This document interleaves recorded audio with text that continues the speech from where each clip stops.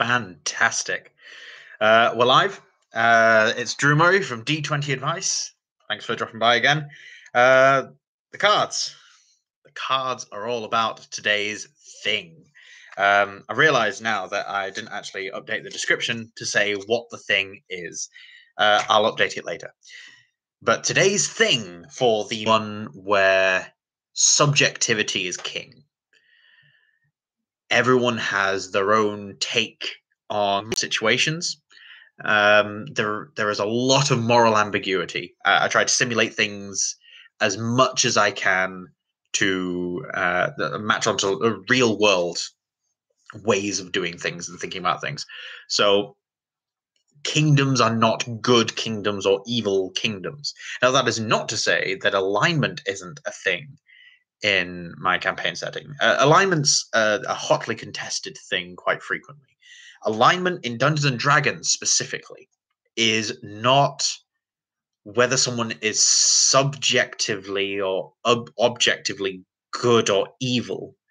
It's how they are politically aligned to a cosmic political force.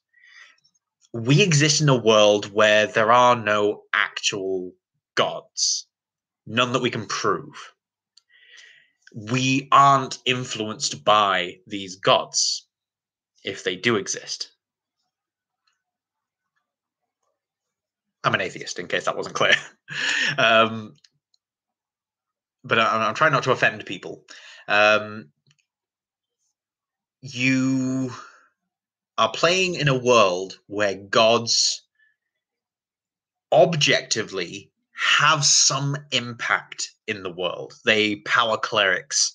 They have servants and avatars that actually do work in the world, that they can physically interact with things. That's very different to the world that we have.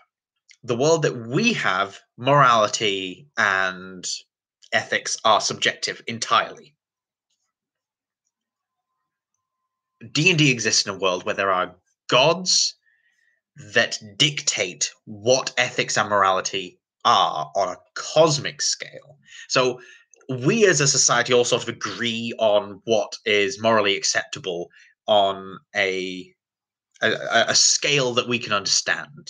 In our particular nations, in our particular tribal groups, we have a certain morality, and we will call that morality whatever name your culture has. Okay, so there is an English morality, there is a Scottish morality, and they differ slightly. But there's enough ties between the two that you can have a British morality, sort of coming together out of those. The Welsh are there as well. Sorry for anyone in Wales. It's Britain's a mess. Anyway, we understand various things because of our cultures. So with alignment in, this is not supposed to be a video about alignment. I'll carry on with my alignment thing anyway, because I'm into it now. So this is a video about the alignment in D&D, as well as the biggest secret in the world. So everyone keeps secrets, but alignment in D&D, you've got gods. So you've got some gods that say, right, I am going to call my morality lawful good. And any gods that agree with me entirely, they are also lawful good. I apologize for the notification noise there. I've just muted Facebook. So that is what lawful good is, and that morality, those edicts on how to generally behave, trickle down the various races until you get to the mortal races of the planet that you're currently gaming on. And that moral system is still called lawful good, and that is something that's available for people to subscribe to adhere to say, I agree with that. I think that's a neat thing. You can call me that. But just like anyone can start calling themselves a feminist, anyone can start calling themselves a men's rights activist, anyone can start calling themselves a Christian or a Muslim or a uh, just anything. You can call yourself anything. So alignment is what you are saying. I am politically aligned with this ideology. This is what I agree with. I am a rationalist. I am a nihilist. You can subscribe to various philosophies and moral systems, and you can subscribe to various political or religious beliefs that have moral systems. That's what the alignment is. So by saying you're lawful good, that doesn't mean that you cannot do bad things. It means that you subscribe to the moral philosophy that the gods, the cosmic entities that essentially define what these things are, you agree with that, you side with that. So when anyone's doing a head count of who has more followers, what is the most prevalent, what are the demographics of each alignment, the cosmic census can look down and go, right, yep, there's 5 billion lawful good people in the universe.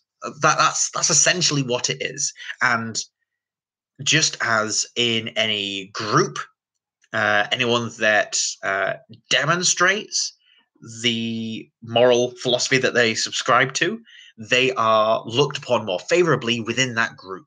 So in feminism, if you adhere to and exemplify feminist ideals, you're looked on more favorably in feminist circles.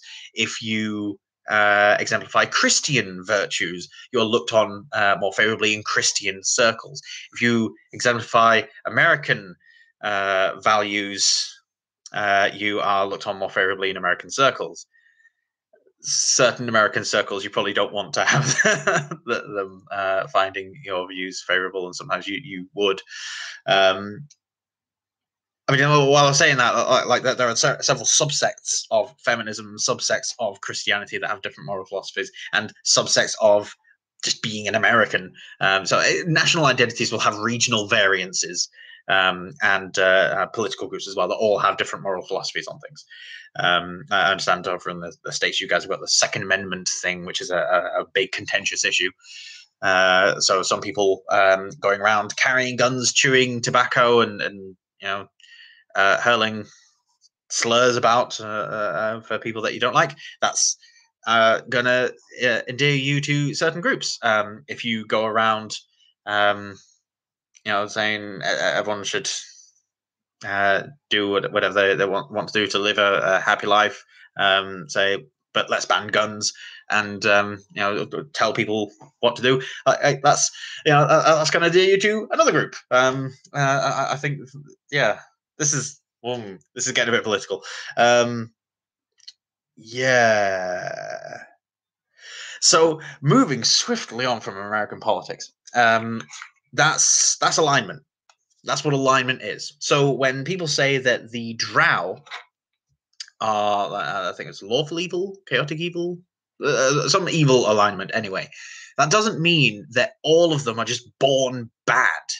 It means that their culture, from a cosmic perspective, is evil, generally, overall. You could have a lawful evil Drow that identifies themselves as lawful evil, and they are the nicest person that you've ever met. It just so happens that part of their culture involves a matriarchy, so they support the idea that men are just not going to hold high positions. That is something that we view as evil, and that the gods probably view as evil. Hence, how they all agreed, like, right, you're calling yourself evil, and like the Gothic stepchildren of the gods, the evil gods took that name and hid in the corner playing hardcore music, just going, yeah, we're evil, because that's what we are. Or you could just change the names of the alignments to represent the fact that it is entirely subjective. So lawful good calls lawful evil, but lawful evil calls lawful evil, I don't know, freedomism or something, something that liberates you of it. I was going to say libertarian, but that's taken and is not something that I would call lawful evil. I'd say it's more sort of chaotic good. So probably not libertarian. Yeah, that sort of thing. So that's alignment anyway. So alignment is not like a be all end all mind controlling force. It is just a moral philosophy and ideology that you choose to sort of generally align with because there are gods that exemplify these things, and you're just generally aligning with a god. So there's a god of slaughter, lawful evil, eats babies. Your society just happens to worship that god. So your society is lawful evil. You align yourselves with the lawful evil peeps.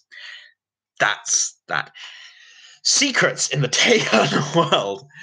Everyone's got secrets. Alignment is just that. It's a moral philosophy. So people will say that they are a particular alignment, exemplify a particular alignment, be cosmically viewed to be exemplifying a particular alignment, but will have the occasional slip up here and there. They may even be cosmically viewed as having a different alignment to the one that they actually subscribe to and tell people that they are.